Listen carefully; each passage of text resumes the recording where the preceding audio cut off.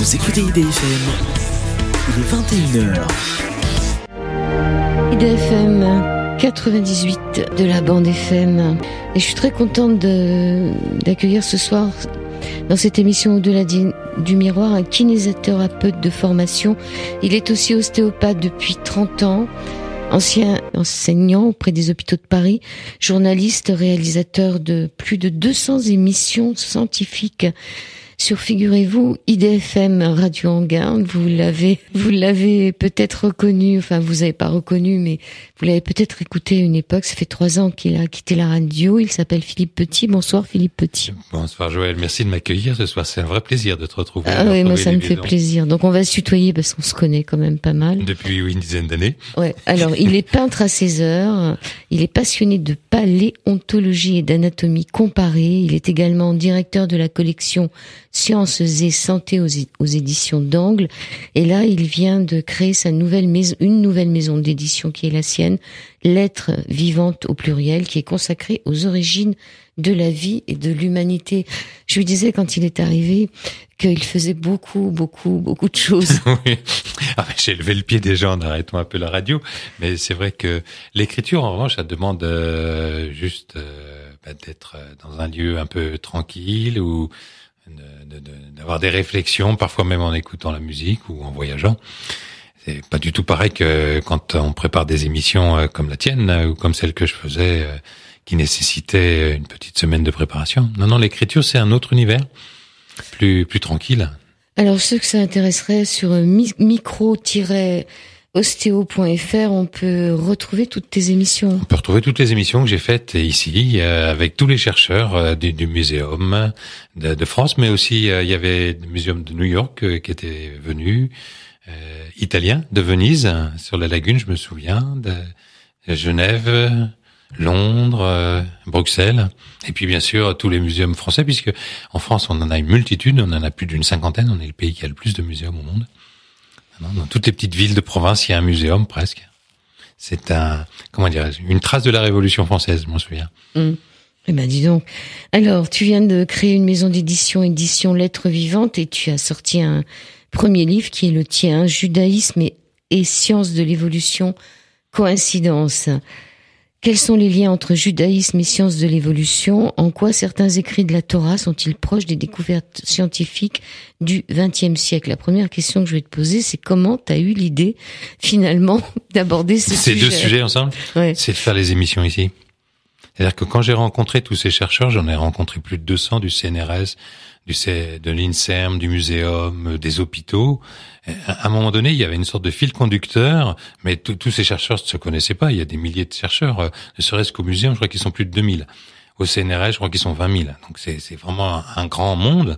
Et moi, j'en ai interviewé que 200, entre guillemets. Et tout au long de ces émissions, il m'a semblé qu'il y avait, au fur et à mesure que je les faisais, qu'il y avait un fil conducteur. Et en l'occurrence, c'était les origines. Et les origines, ça fait partie de la vie depuis toujours de l'humain. Depuis des centaines de milliers d'années, nos ancêtres déjà s'intéressaient aux origines en rendant un culte, par exemple, à la nature, aux animaux. Puis après, plus près de nous, il y a eu les Hébreux, il y a 6000 ans, avec la Genèse, la Torah, où on voit bien que c'est le début de la vie, c'est le début de l'univers. Et donc, j'ai rapproché ces écrits qui avaient 6000 ans de d'où on a parlé sur IDFM pendant 5 ans, tous les lundis de 17h à 18h. Et puis qu'on retrouve donc sur micro-ostéo.fr pour tous ceux que ça intéresse. Alors, tu as une préface du professeur Robert Hayat. Oui, qui est donc cardiologue, qui est un grand cardiologue, et qui est aussi président des médecins israélites de France. Et il a été assez passionné par la lecture de l'ouvrage, ce rapprochement entre le judaïsme. D'ailleurs, je ne suis pas juif, mais j'ai pris simplement les grandes lignes du judaïsme, à savoir le régime kasher, la circoncision, par exemple le féminin qui porte la judaïcité, etc. Ces grandes idées. Puis je les ai rapprochées de coïncidences que je trouvais dans ces émissions. Et donc ça va être des éléments de biologie, de paléontologie. Et en fin de compte, c'est comme si la Bible avait été écrite par des chercheurs aujourd'hui, pour dire la même chose au demeurant. Alors, il y a des petites ironies aussi dans ton livre. Oui, bien sûr, il y a un peu d'humour. Raconte-nous l'ironie de l'histoire de Linné. Linné, il est très connu des Français puisque donc si vous habitez le 5e arrondissement, il y a la rue Linné et Linné, c'est lui qui est à l'origine de la nomenclature. Enfin, de donner un nom à des animaux. Et donc lui va leur donner 2 noms. Et donc c'est ce qui était intéressant avec l'histoire de Linné, c'est que lui-même va changer au moins 4 fois de nom. Du fait qu'il est d'origine scandinave et que, mais il y avait il était le fils de, simplement, c'était comme ça qu'il les appelait, je crois qu'il est suédois. Et donc, en fin de compte, il va, du fait d'un anoblissement, et en Suède et en France, il va changer, et de son inscription, je crois, parce que je le fais de mémoire là, de son inscription à l'université, il va prendre, je crois, 4 noms. Il va changer 4 fois de nom. Et donc moi ça m'a interpellé que cet homme qui va changer de nom assez souvent dans sa vie, c'est lui qui va donner des noms justement à des animaux qui en ont un déjà, et donc il va leur donner 2 noms latins, et pour le genre et pour l'espèce. Et donc j'étais interpellé par son histoire toute simple, mais c'est Linnaeus, et puis en suédois, je ne me souviens plus de son nom, mais... Alors en suédois, il se prénommait Carl Nilsson. Voilà. Nilsson, qui veut dire fils de Nils. Ensuite, le nom de Linné est devenu Carl Linnaeus quand il est entré à l'université. Et ça voudrait dire tilleul. Enfin bon, c'est amusant. C'est des petits passages dans ton livre parce qu'il y a des moments, c'est un peu dur à lire. Alors, qu'est-ce qui est un peu dur à lire? Qu'est-ce que tu penses, Joël? C'est l'approche, le fait que la science prend le relais sur la philosophie, sur la religion, ou, parce que là, en fin de compte, tous les chapitres sont présentés avec un passage de la Genèse, de l'Ancien Testament aussi, c'est des chrétiens, et de la Torah, ils viennent du monde juif. Et donc, j'ai simplement pris quelques versets qui ont un trait, je sais pas, par exemple, à l'argile. Ça, c'est la première, oui. Voilà, c'est un des premiers que j'ai pris, la part adamique de l'homme. Et donc, à partir de là, je vais m'intéresser aux astrophysiciens que j'ai reçus ici. Un des plus célèbres, c'est Hubert Reeves, quand même. C'est lui qui montre et démontre, et puis d'autres chercheurs après lui, que tous les atomes qui nous constituent, toi, moi, tous ces micros, tout ce qui est là devant nous, tous ces atomes qui sont là, ils étaient là le jour du Big Bang, c'est-à-dire il y a 14 milliards d'années. Donc, on voit qu'il y a une notion d'éternité. Et donc, les origines, c'est comme une sorte de porte ouverte sur l'éternité, c'est un tremplin vers l'éternité, et c'est ça qui m'a interpellé au fur et à mesure des émissions que j'ai réalisées ici. C'est de me rendre compte de cette ouverture sur l'éternité, et chaque chercheur qui parle du fond des mers, ou qui parle comme Hubert Reeves, des étoiles, ou qui parle de chirurgie et qui découvre certains éléments qui appartenaient à des poissons, ou je me souviens je crois, Cyril Cazot au niveau des pieds, et il a des interventions, il fait référence à la paléontologie. Ça m'a interpellé de voir cette présence à l'intérieur de nous des origines. Et donc, j'ai voulu en parler un petit peu dans un livre, mais non plus avec des scientifiques seulement, mais aussi avec ce qui constitue notre identité judéo-chrétienne, c'est-à-dire l'Ancien Testament et la Torah. Alors, pourquoi le corps de l'homme serait-il une construction inachevée dans le temps de l'évolution? Est-ce que c'est d'abord une construction inachevée? C'est une construction de toute façon inachevée pour des tas de raisons. D'abord, l'anatomie est un système qui n'est pas stable. C'est toujours une instabilité. Et pourquoi c'est instable? Parce que les molécules sont instables. Pourquoi les molécules sont instables? Les atomes sont instables. Donc on est dans des systèmes en permanence instables. Donc on arrive de l'atome aux molécules, aux protéines qui vont constituer les muscles jusqu'aux os, qui sont aussi constitués de protéines, et on aura donc un système instable. Alors, instable dans le temps d'aujourd'hui, biologique, parce que on voit bien qu'un bébé, jusqu'à un âge très avancé, cette personne va évoluer considérablement. Puis aussi, dans le temps de l'évolution, puisque on voit qu'avec les hommes anciens, par exemple Lucie, que justement le professeur Hayat a été voir au Musée de l'Homme, eh bien, on voit qu'il y a une évolution entre Lucie, qui a 3 millions d'années, 2,7 millions d'années, et nous, il y a une évolution au niveau de son bassin, au niveau de son attitude, parce qu'elle a pas tout à fait une rectitude comme nous, les pieds, les hanches, les genoux, la tête. Les dents.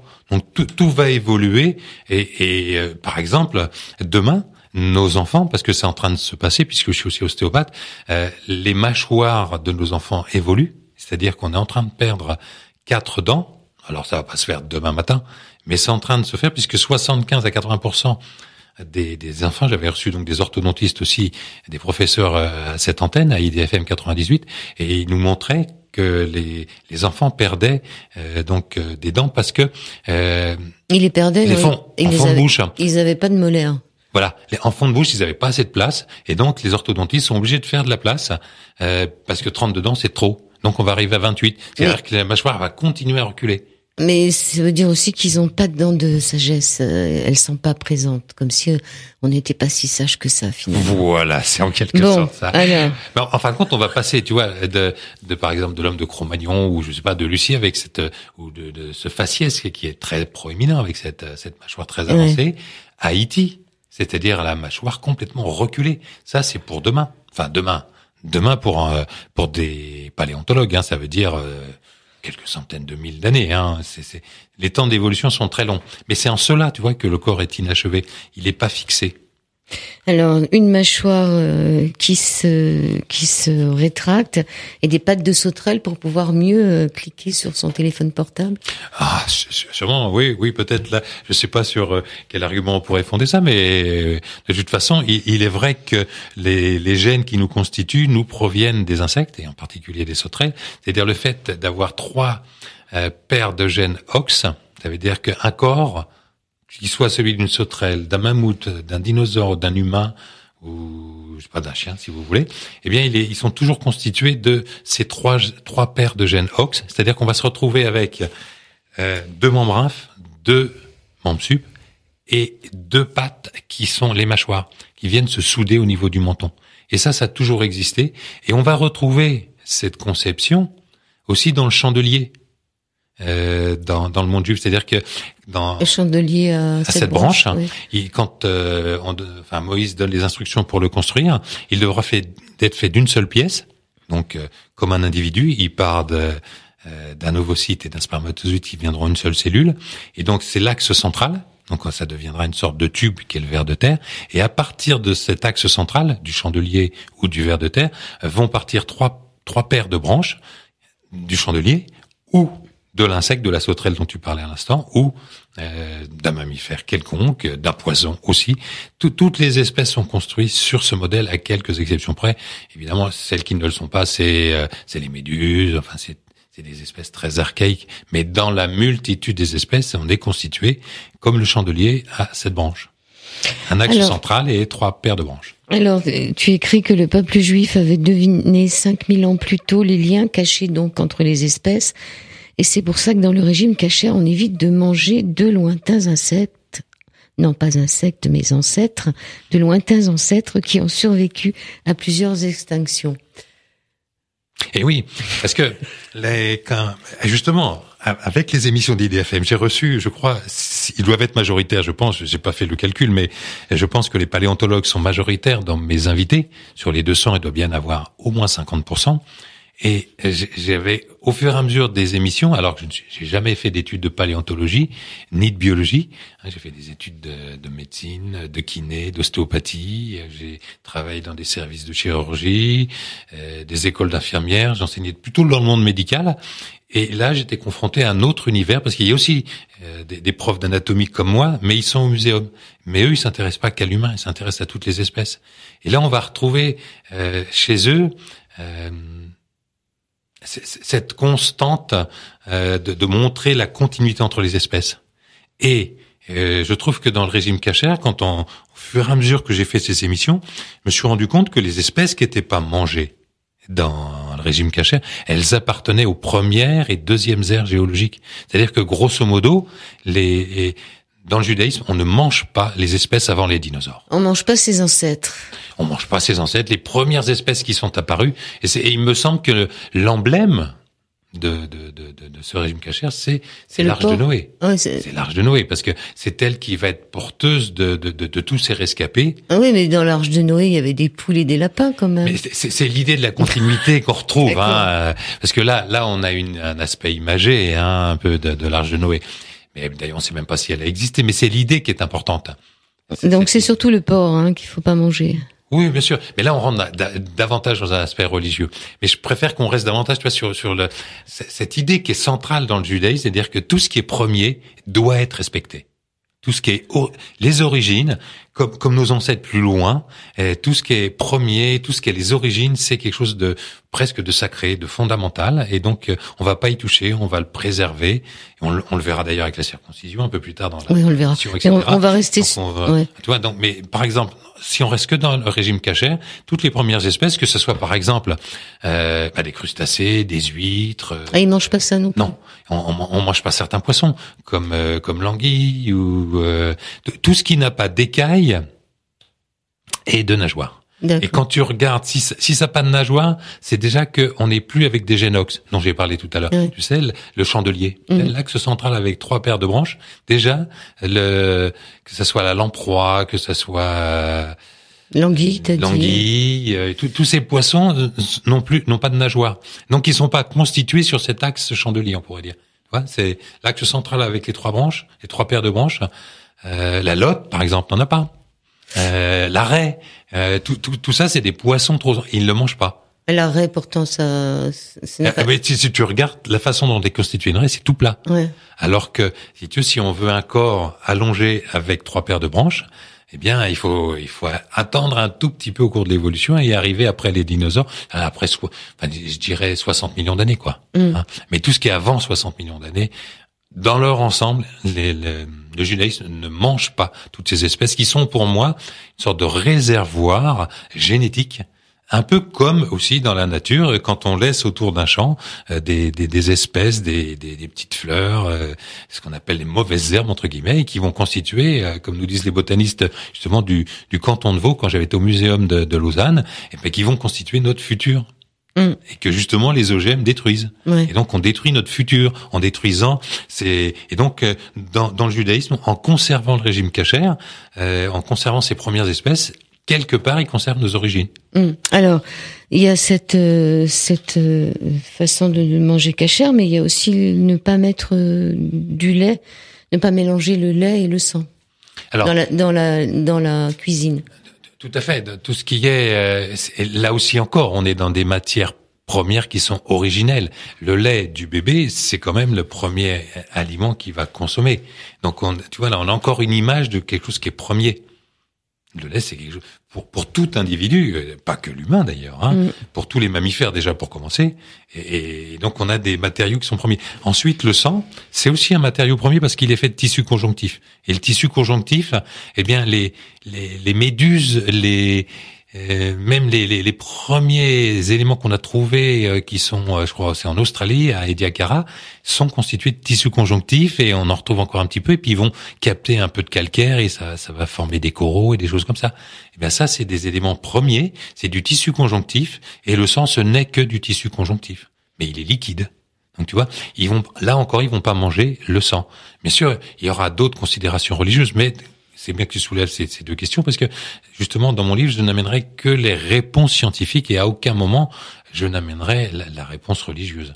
En revanche, le texte dit bien que dans le sang il y a l'âme de l'individu et c'est pour cette raison qu'il faut pas le manger. Donc quand on pense à l'âme, je sais pas, comme t'es une femme, peut-être si tu fais de la couture, tu fais des vêtements, dans un tissu il y a ce qu'on appelle l'âme du tissu, la trame du tissu, c'est son âme. Et donc, tu vois, la trame d'un corps humain, c'est son sang. Parce que ça va constituer une organisation qui va amener des réponses immunitaires, ça va amener des hormones de croissance, ça va amener des hormones sexuelles, la vie, quoi. Tu vois, c'est tous ces éléments premiers qui donnent la vie. Dans le judaïsme, il y a très longtemps, il y a 6000 ans, ils se sont rendus compte que c'était premier. Et comme les ancêtres beaucoup plus avant eux, ils vont quelque part réserver ces éléments premiers et les consacrer en quelque sorte. Alors après, bien sûr, dans les textes bibliques, c'est Moïse, etc. Ça, je contesterai jamais, bien entendu. Mais là, j'ai simplement rapproché qu'il y a un comportement dans le judaïsme qui va mettre à part ce qui est premier.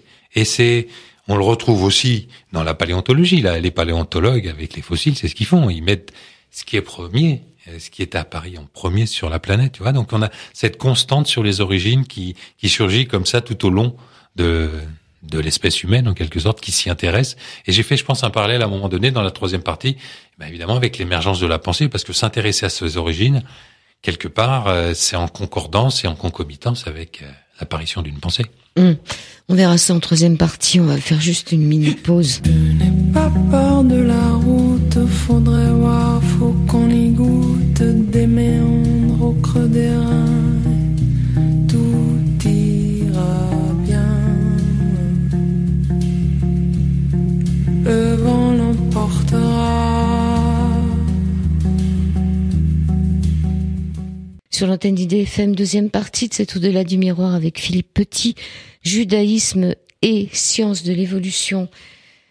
Un ensemble de coïncidences. Un ensemble de coïncidences. Alors, prédominance du féminin dans l'identité juive. On apprend dans ton livre qu'au début de l'existence du peuple hébreu, la tradition faisait porter l'identité juive par le père au travers de longues listes énoncées dans les premiers livres de la Torah.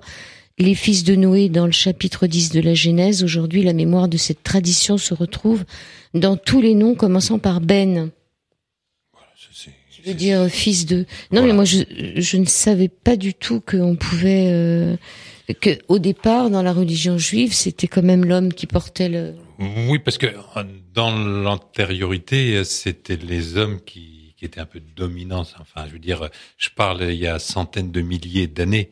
Et il y avait une sorte de dominance du masculin qui prédominait dans la société.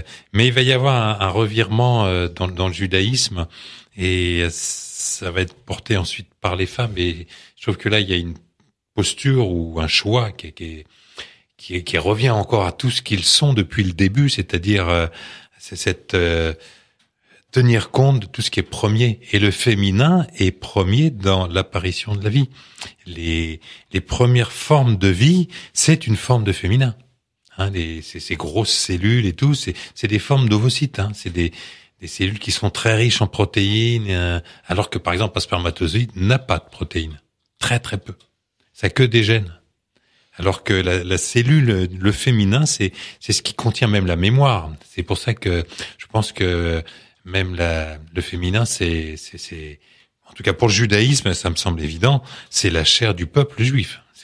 Les femmes portent au travers donc des gènes et surtout des protéines où elles vont conserver une mémoire au niveau protéinique.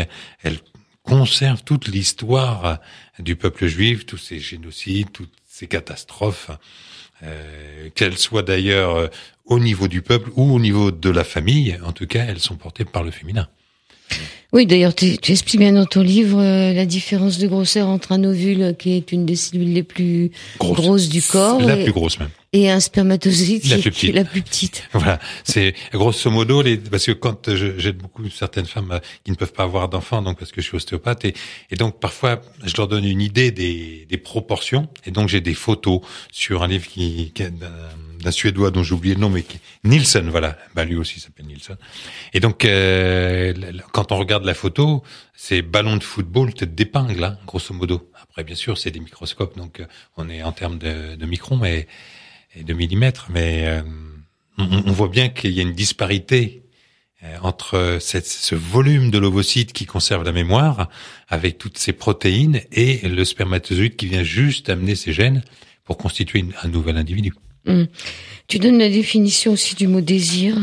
Ah oui, c'est... À la page 35. Oui, le mot désir, il est intéressant, qui provient d'astre, donc de sidus. Donc désirer, c'est desiderare, c'est-à-dire cesser de contempler l'astre.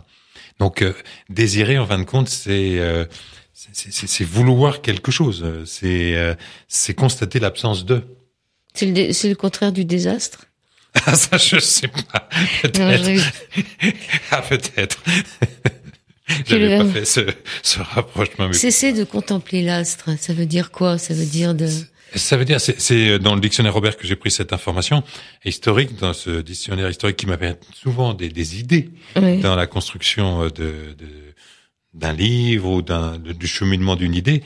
Et donc, cesser de contempler l'astre, par exemple, je pense à la cellule. Initialement, quand elle était proche d'une source, C'est comme un astre, c'est-à-dire que ça soit de la lumière ou que ça soit une source par exemple, au fond des mers ou quoi que ce soit. C'est le fait de s'en éloigner qui pose problème. Et donc, elle aura toujours le besoin d'y retourner. Donc, il m'a semblé que ça pouvait être cette composante. Donc, tu dis que le désir doit monter en eux, dans le sens où les cellules constatent l'absence de l'autre. Voilà. C'est-à-dire que le fait que la cellule, pour grandir, elle aura besoin de s'associer. Parce qu'elle, au cours d'évolution, on a d'abord été sous une forme unique, donc un peu comme ce qui nous arrive quand l'ovocyte est fécondé. On existe comme une bactérie, cellule unique. Et puis, cette cellule va se diviser. On va avoir plusieurs cellules et elles vont s'agréger ensemble. Et le fait d'être ensemble, il va y avoir une communication qui s'établit. Mais en revanche, quand une partie des cellules se sépare pour X raisons, suite à une agression, suite à une agression chimique, thermique ou autre, il va y avoir un appel, un besoin de celui ou des cellules qui sont parties. Ça, c'est au niveau cellulaire. Et ça peut exister donc aussi au niveau de la psyché. Alors, où est-ce que tu as pris cette information que la recherche pharmaceutique pour tester ces médicaments privilégie les études dans le monde masculin? Dans les tests de validation des médicaments, les réponses du mode féminin sont aléatoires à cause des hormones. Alors, c'est dans le Science et Vie 1163 d'août 2014, tu vois, donc ça a 3 ans. Et donc, j'avais même rencontré à Marseille un des auteurs qui travaille à l'hôpital de la Timone. Et donc, je me souviens, vous verrez si vous allez sur IDFM 98 ou sur mon site micro-ostéo.fr, cette émission à l'hôpital de Marseille, et où ce chercheur va évoquer cette façon de chercher qui lui le dérange. Et donc, il a fait tout un article et toute une recherche. Et il n'y a pas que lui d'ailleurs, puisque il y a des instituts, soit américains, italiens, allemands, je crois, qui contrôlent les grands laboratoires et qui ont déjà tiré la sonnette d'alarme de façon plus discrète avec ce chercheur, en demandant aux laboratoires d'élargir les champs de recherche au monde féminin. Parce que le féminin, tout à l'heure tu m'as posé la question de l'instabilité, de l'inachèvement. Le féminin, c'est quelque chose qui est toujours en mouvement. Déjà, c'est un cycle, et même si c'est un bébé ou même si c'est une femme très âgée, elle restera toujours sur ce mode lunaire. Tout son système sera toujours en train de tourner. On n'aura pas quelque chose de linéaire dans cette biologie féminine. Donc tu vois, et c'est ça qui dérange les. Sur un masculin, t'es plus sur un mode linéaire. Oui. Là, c'est un peu différent. Donc, en se fondant sur le monde féminin, on réinvestit les origines. Oui. Le lieu de mémoire des mécanismes initiaux du vivant. On est d'accord. On était donc... La vie est féminine, quelque part. Ben oui, la vie vient de la femme, de la mère. C'est presque une lapalissade. Oui, que ce soit la mère avec un E ou sans E. Oui. Alors, la cellule pleure. Ça aussi, c'est féminin de pleurer. Les larmes. Oui, alors non, c'est pas dans ce sens-là que je l'ai pris. Je l'ai pris dans le sens où elle a justement l'ovocyte en contenant les mémoires de la famille, puis de façon plus large, la famille élargie sur plusieurs générations, puis du peuple, la cellule va conserver toutes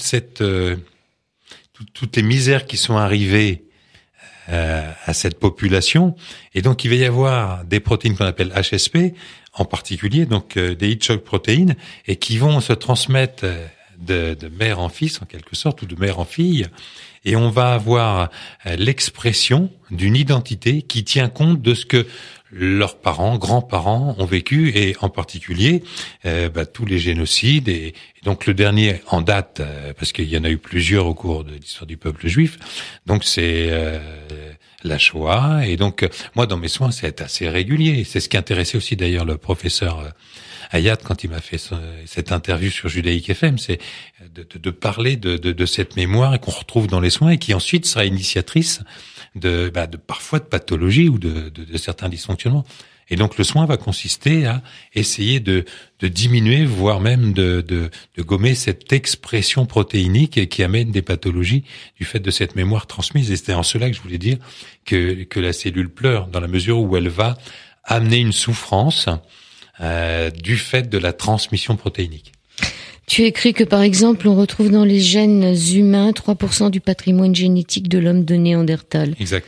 Les protéines maternelles traduisent l'expression d'origine très lointaine d'une descendance.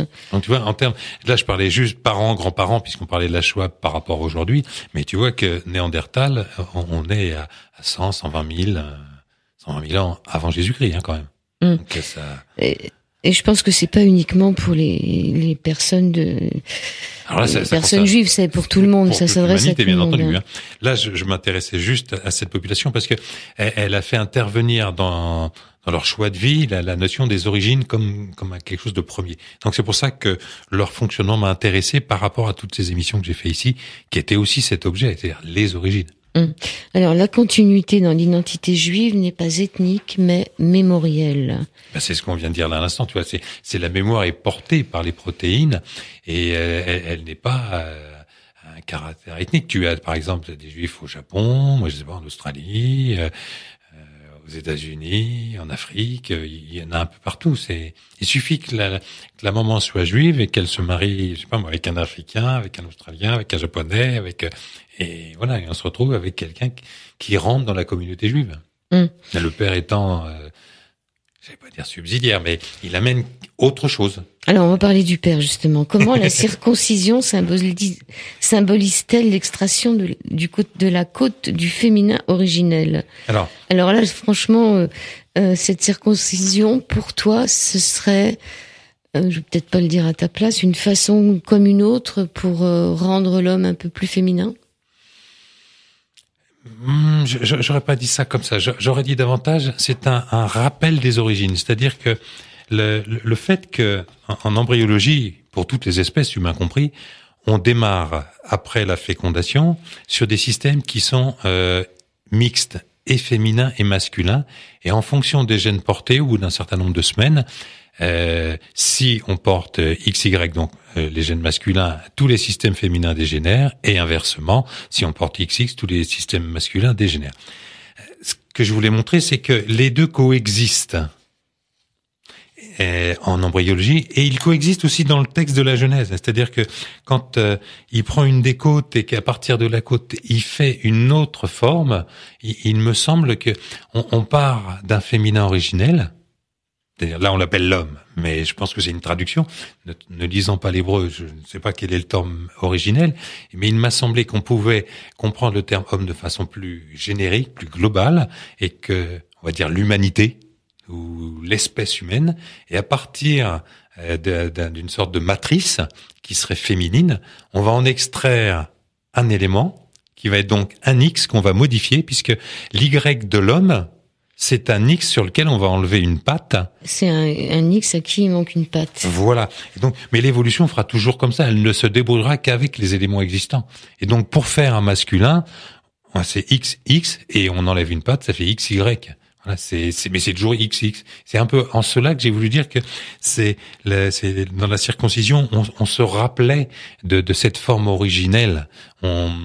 On enlève un bout du prépuce qui matérialise en fin de compte une partie de l'expression en quelque sorte ou de forme du féminin qui a existé au niveau embryologique, parce qu'il y a les ovaires et les testicules sont identiques.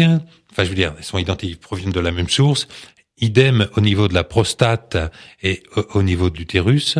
Et on a conservé quelque chose d'ailleurs du monde féminin chez les masculins, c'est les seins. D'ailleurs, certains hommes, pour les avoir en soin, quand ils ont des dysfonctionnements hormonaux, ils ont des seins. Et puis on a des hormones tous les deux. Hein. Et en plus, donc il m'a semblé que la matrice originelle, les hormones féminins pour les hommes voilà. et masculins pour les femmes. Exactement. Donc on voit bien qu'il y a quelque chose d'assez commun aux deux, et que là, en enlevant un petit bout du masculin, on revient, me semble-t-il, c'est vraiment une interprétation très personnelle, à une marque du féminin. Voilà, on touche à quelque chose chez le tout petit garçon qui signale, ou un adulte peut-être plus tard, s'il le fait plus tardivement, qui va rappeler cette origine première qu'est le féminin. Enfin, en termes d'embryologie et de biologie, bien entendu.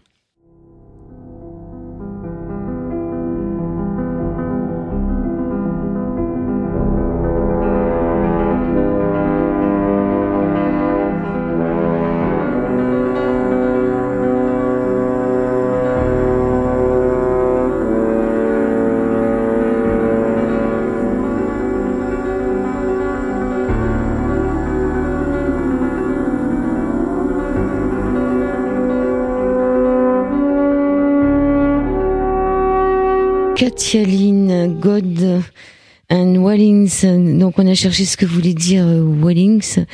Et Philippe a trouvé que c'était gémissement, mur des lamentations, ou, enfin voilà, donc les dieux et les gémissements ou les lamentations. On va passer à la fin du livre dans cette troisième partie sur IDFM avec Philippe Petit de Judaïsme et sciences de l'évolution. Est-ce qu'il y a des coïncidences avec les migrations, moteur d'un cheminement de pensée? Est-ce que le fait de marcher, les migrations peuvent-elles avoir été le moteur de la pensée?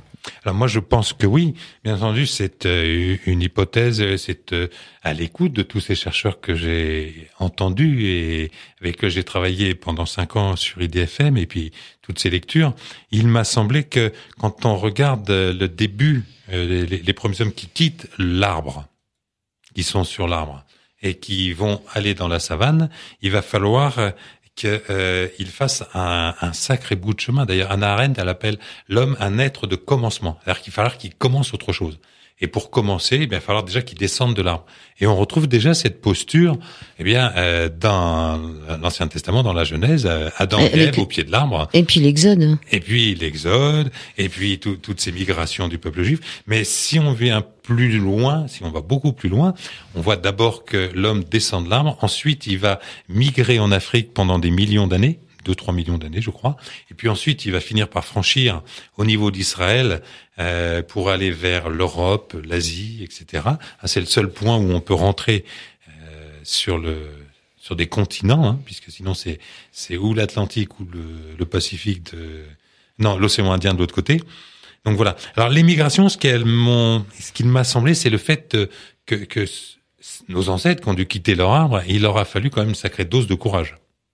Ils n'avaient peut-être pas le choix. Alors peut-être que dans l'arbre, ils étaient inquiétés par différents types de prédateurs, mais enfin, comme ils étaient, faut s'imaginer Lucie, c'était des êtres qui faisaient pas plus d'1 mètre, hein.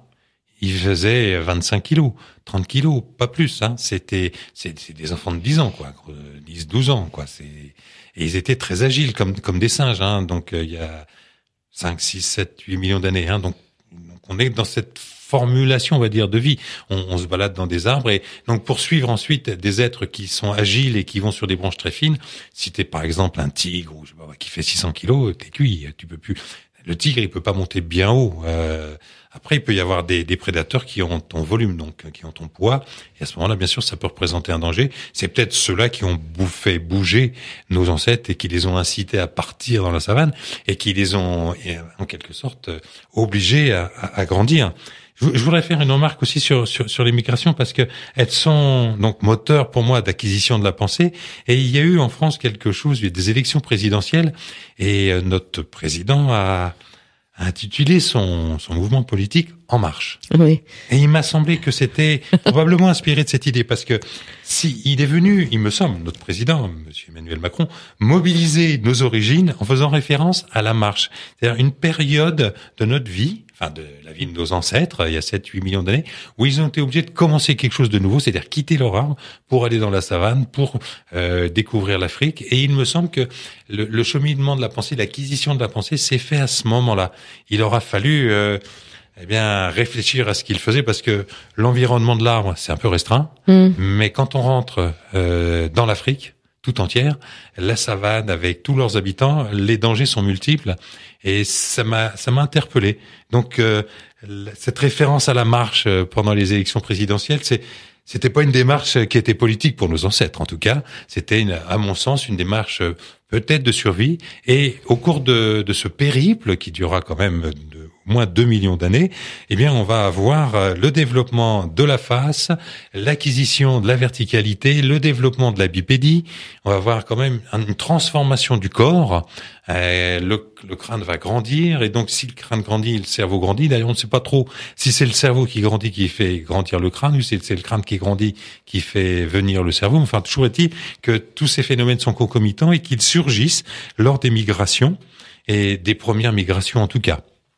Oui, alors la seule différence entre cet mouvement politique et l'homme de Cro-Magnon, c'est qu'ils savaient pas où ils allaient. Et nous, on sait pas trop. Non, on sait pas très bien non plus. Donc, il n'y a pas un grand changement. Alors, tu dis que les premiers cerveaux, c'était des ganglions. Oui, c'est exact. Les premiers ganglions vont apparaître chez des espèces comme le ver de terre, par exemple. Je prends toujours le plus simple. Et donc, ils vont avoir des sortes de regroupements de ganglions qui vont migrer soit vers le sommet de la tête, soit le long du tube digestif.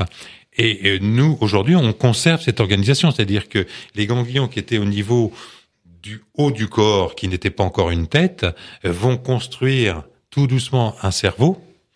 Et on va garder le long du tube digestif, donc une multitude de ganglions qui constituent aussi un cerveau. Je rappelle que c'est le premier cerveau, un cerveau primitif. Tous ces livres qui sont sortis récemment. Oui, il y aura une émission bientôt avec sur l'intestin. Sur l'intestin, qui est un cerveau primitif. Donc, tu vois, c'est des ganglions qui sont à l'origine de nos cerveaux. Ils vont, au fur et à mesure du temps, on parle en millions d'années, ou au minimum en centaines de milliers d'années.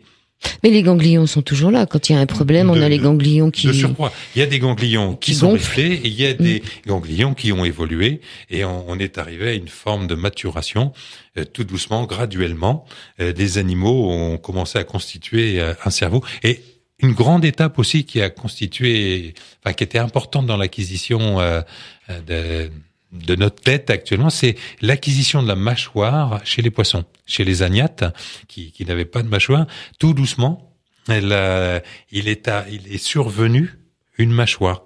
Et ce qu'ont montré les chercheurs du Muséum de Paris, je crois que c'est le professeur Gouget et son élève qui était aussi son assistant, je me souviens plus de son nom, je suis désolé. Mais vous le retrouvez donc sur micro-ostéo.fr. Ils ont montré que la croissance de la mâchoire, comme la croissance de la face, eh bien, elle a suivi les nerfs. Et en suivant les nerfs, la mâchoire s'est développée, comme les yeux se sont développés, comme les oreilles se sont développées, et ainsi de suite. Donc, on a la constitution d'une face, d'une tête, au fur et à mesure de l'évolution, et on le voit dès le départ chez les poissons avec l'acquisition de la mâchoire. Je crois que le nom de ce poisson qui a été découvert au Canada et réétudié plusieurs fois s'appelle Rumundunia. Et c'est grâce à des outils, notamment qui sont en France, qu'on appelle des synchrotrons. C'est des accélérateurs, pour faire simple, des particules qui vont très vite sur des... D'ailleurs, il y a une émission d'IDFM dans un synchrotron, celui de Saclay, si vous voulez l'écouter, pour des paléontologues. Et je me souviens, je crois, en termes d'anecdotes, sur les violons de Stradivarius, parce qu'on ne connaît pas encore très bien comment Stradivarius a fait ses violons et notamment ses vernis. Et donc, au synchrotron de Saclay, je sais que dans l'émission qu'on avait fait pour IDFM, il y avait des chercheurs qui étaient intéressés par la constitution secrète, en quelque sorte, du vernis de Stradivarius.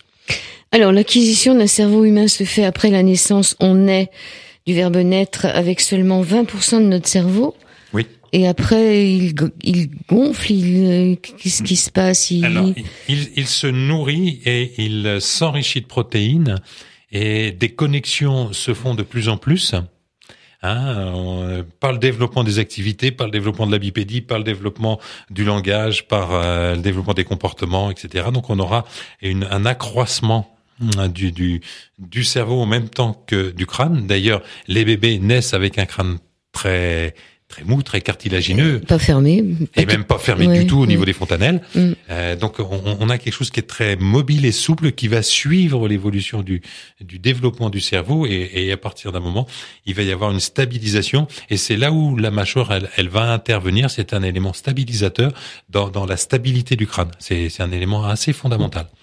Est-ce que c'est pour ça que les enfants mettent tout aussi à la bouche et que ils sont très très portés sur la bouche, enfin, le fait de mastiquer, le stade oral, je sais pas, je pense qu'on est aussi avec avec les insectes. Là, il y a l'aspect psychologique que tu sous-tends, mais les insectes avec leur troisième paire de branches, donc la mâchoire, elle n'était pas soudée chez eux. Et donc pour faire rentrer quelque chose dans leur tube digestif, ils amenaient les aliments avec ces deux pattes qui étaient au niveau donc du crâne et ils les amenaient dans l'entrée du tube digestif qui est pour nous actuellement leur entrée, ça correspond à la base de la gorge et pour toutes les personnes qui ont eu une trachéotomie lors d'une intervention chirurgicale, et ben c'est là où vous avez votre trachéotomie, c'est l'entrée primitive de votre tube digestif qu'avaient les insectes et on ramenait tout là pour rentrer dans notre tube digestif et digérer et être nourri. Donc c'est un peu cette notion. On n'aura pas le temps de l'aborder, mais dans ton livre, tu parles aussi de la pomme d'Adam. Donc on répète quand même que nos ancêtres ont vécu dans des lieux garantissant leur survie, dans les arbres qui ont assuré leur protection face à l'inconnu environnant, dans les cavernes aussi. Dans les cavernes aussi, mais là c'est plus récent. L'arbre, on est proche du singe en quelque sorte de ces époques-là. Et puis on mange des fruits. Voilà, la caverne, les habitats regroupés, tout ça, protégés en hauteur et tout. Je pense qu'on est plus près de nous, c'est-à-dire, ça fait bizarre de dire 1 million d'années peut-être, ou peut-être un peu moins, mais donc, les arbres sont plus près que la caverne. Ah non.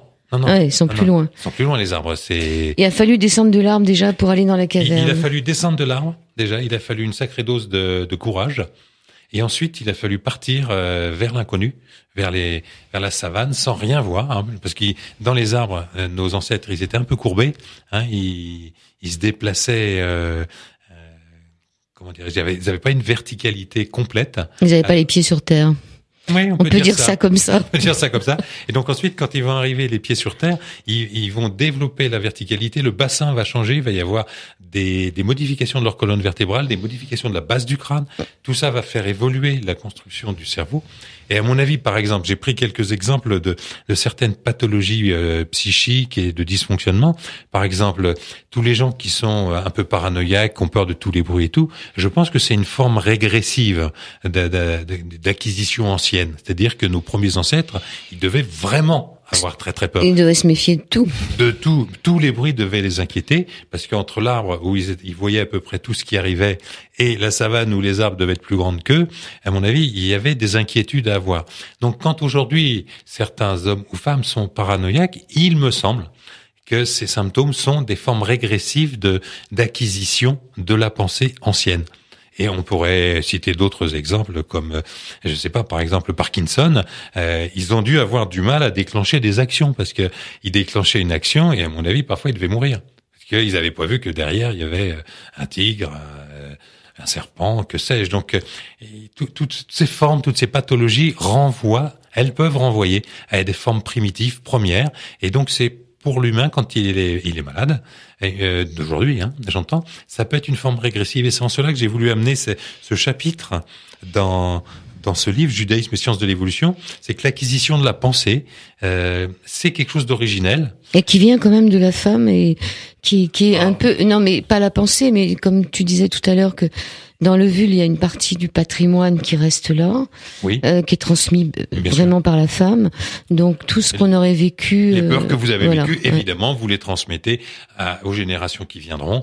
Et ainsi de suite. Donc évidemment, il y a une transmission de cette mémoire. Tout à l'heure, on disait la mémoire de la cellule qui pleure. Évidemment, il y a dû y avoir des millions et des millions de nos ancêtres qui sont morts sur des déclenchements d'action, qu'ils n'avaient pas vu ceci ou cela. Donc le fait qu'ensuite ils soient très très très prudents me paraît logique, très logique même.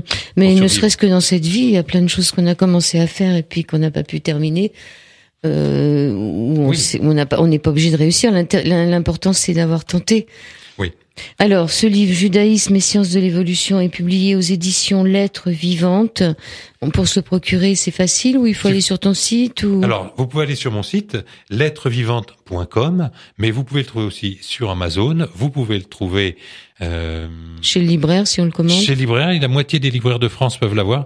Le réseau Tite-Livre, en particulier. Amazon et puis la Fnac aussi.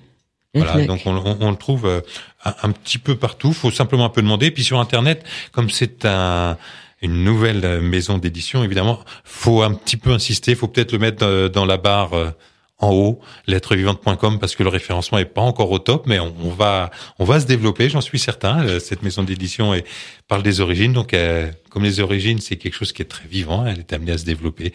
Et je te remercie, Joël, de m'avoir invité pour parler de ce livre que j'ai trouvé merveilleux à écrire, grâce à toutes ces émissions que j'ai faites ici. Sur voilà. L'antenne du DFM. Tous les lundis. T'avais même fait une nuit...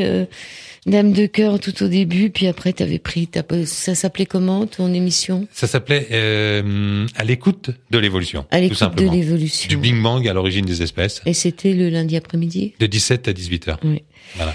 Alors, en ce qui concerne l'émission Au-delà du miroir, il n'y aura plus de rediffusion le dimanche matin à 6h, comme c'était le cas depuis la nuit des temps, mais pas de panique. Vous pourrez retrouver cette émission qui sera diffusée qu'une seule fois par semaine sur le site d'IDFM dans les podcasts ou sur ma chaîne YouTube un peu plus tard.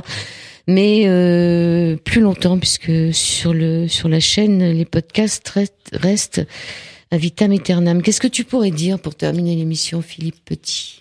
Pour terminer l'émission, j'espère que tous nos auditeurs auront le plaisir de découvrir cette part en eux, cette part animale en eux, par exemple la part poisson, la part oiseau, la part ver de terre, ce qui les rapproche de la nature et qui fait qu'ils sont dans une continuité du vivant et qu'ils sont proches de toute cette vie qui est là en train d'émerger depuis 15 milliards d'années, puisque c'est le début de la planète. Et surtout la part féminine. Moi, je trouve que c'est très, très part féminine quand même.